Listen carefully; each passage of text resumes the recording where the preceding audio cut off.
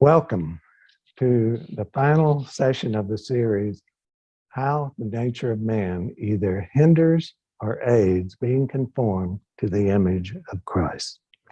In this series, we have developed the analogy between sin and disease. Sin and iniquity is the disease that all men experience in the body, in the soul, and in the spirit because of the fall of man.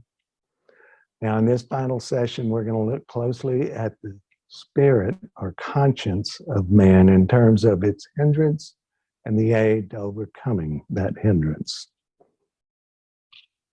The symptom of that disease in the spirit or conscience is pride. You see, pride debilitates or weakens the conscience. In the first and second session, we defined the spirit of man as that part of man which actively communicates directly with God through the faculties of faith, hope, and love. What that means is our conscience, our spirit, is designed to directly receive these types of communications from the Lord. And if our conscience affirms these communications with God, then we agree with truth, which is Jesus, the truth, the Word. If our soul, our body, our spirit is out of alignment with the truth in any of these areas we've discussed and are, that is sin, then, of course, the godly response is repentance. But here's the rub: pride blocks or hinders repentance. Consider the devil. So you are convicted of sin, but you refuse to turn away from it. Why? Due to pride. You see, pride has been called the deadliest of sins, and this is why. So what's the solution to pride?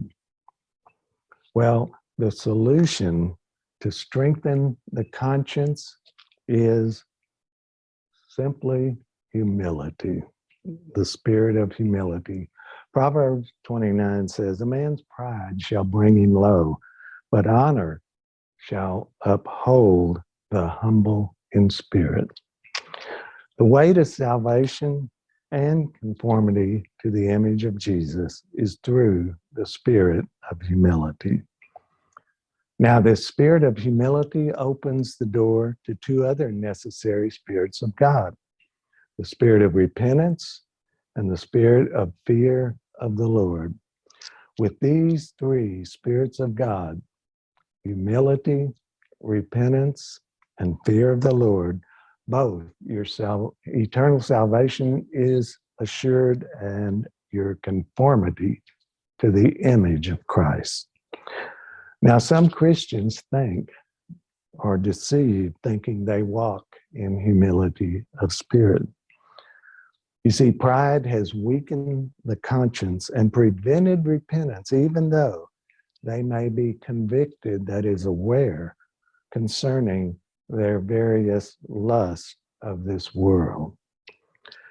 Here's a test: what it looks like for somebody walking daily in humility.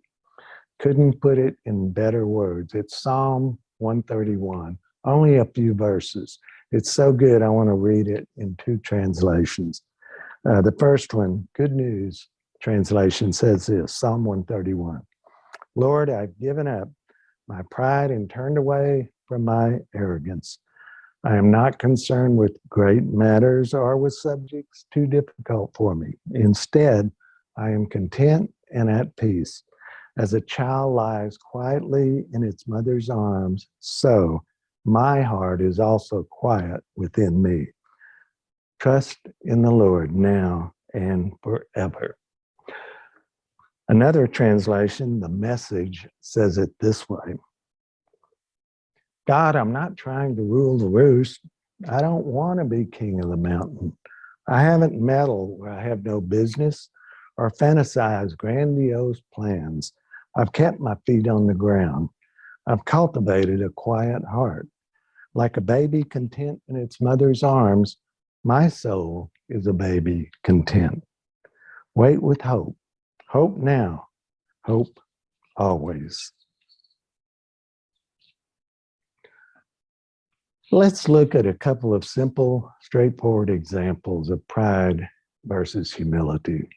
First, let's take a worldly or cultural example of pride on a very day-to-day subject, a car.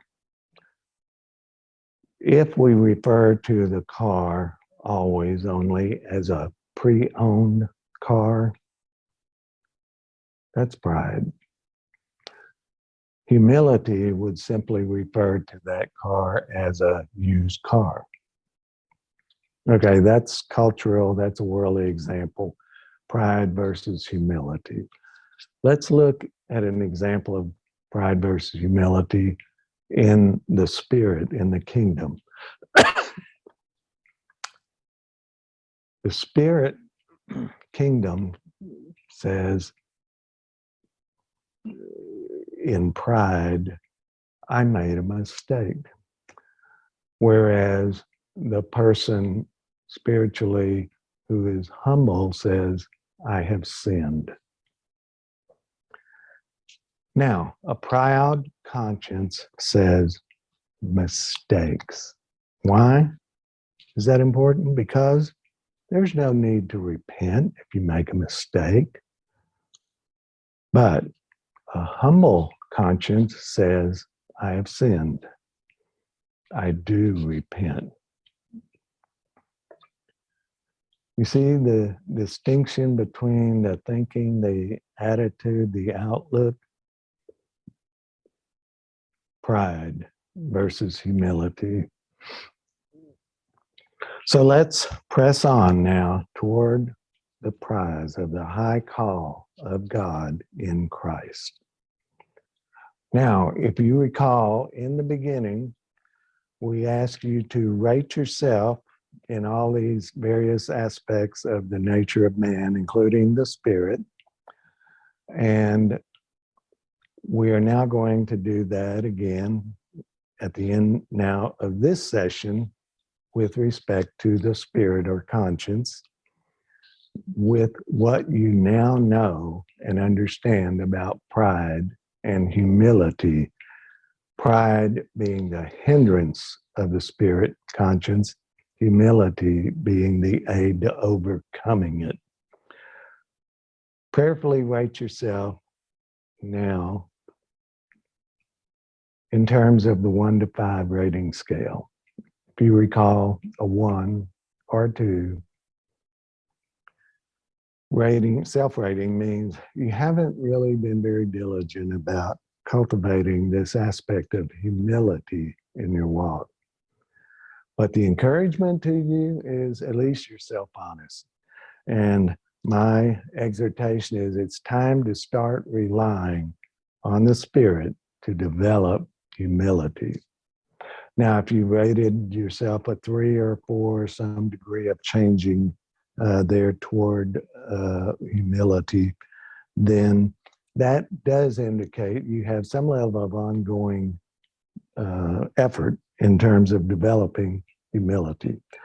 So my encouragement is just keep on keeping on. And finally, if you rated yourself as a 5, that is, follow me the way I am already following Christ in this aspect, I would say, whoa, tell me your secret, okay? Well, that concludes the formal aspects of this last session. I'd like to take a few moments, and since we have come to the end of this series, summarize where we have been up to now. We have looked at the threefold aspect of the nature of man. the body, the soul, and the spirit. And in each of those, we looked at both the hindrance and the aids. Now, in the body, we looked at the hindrance of the lust of the flesh and the aid in overcoming those. In the soul, the mind aspect, we looked at the lust of the eyes and the aid to overcoming those, which is love. We also looked deeply at the emotional aspects of the soul, the hindrances being the negative emotions, and the aid being the ability to recognize what those negative emotions are springing from, a foundation of falsehood that is not true to the word. And the aid to that, which is taking those falsehoods captive and replacing that with the truth of the Word of God in regard to those issues. We also looked deeply at the will part of the soul of man and the hindrance, which is selfishness and self-centeredness. And the aid to overcoming that completely, which is joy, J-O-Y. Jesus interest first, others interest next, your interest last. And finally, today, looking closely at the spirit or conscience, the hindrance to the conscience being pride, and the aid to overcoming pride is humility. When we incorporate these practices into our daily walk over the course of a lifetime, we will see a definite being conformed more and more to the image of Christ in our lives. So, I want to leave you with a challenge in this decade of the 2020s. Don't wait until the second wave of shaking hits, okay? It will be focused on the soul, which is what we've been dealing with here.